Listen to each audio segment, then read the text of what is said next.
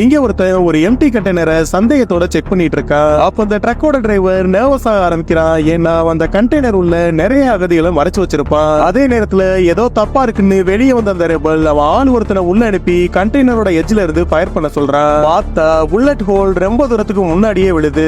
அதை பார்த்ததுமே அவ சந்தேகப்பட்டது மாதிரி கண்டெய்னர் உள்ள ஃபேக் வால் இருக்குது கன்ஃபார்ம் ஆயிருது. உடனே மறுபடியும் கண்டெய்னர் உள்ள ஏறினவன் சாப்பாடும் ஷெல்டரும் தரேன்னு கைண்டா பேசி உள்ள இருக்க அகதிகளை வெளியே வர சொல்றான். அப்போ உள்ள இருந்த அகதிகள் எல்லாம் அமைதியா நடுங்கிட்டே இருக்காங்க.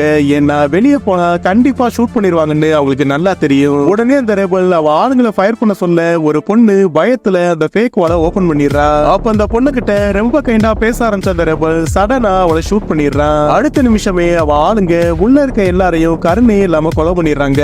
ஆனா அவங்க ஒரு பெட்டி மேல மறைஞ்சிருந்த கர்ப்பிணி பொண்ணை கவனிக்காம விட்டுறாங்க.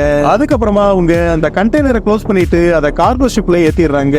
ஆனா சீக்கிரமாவே அந்த கப்பல் புயல்ல மாட்டி கண்டெய்னர் எல்லாம் கடல்ல விழுந்துருது. கடைசியா அந்த பொண்ணு அந்த கண்டெய்னர் உள்ளேயே நடுக்கடல்ல தனியா மாட்டிக்கிறா.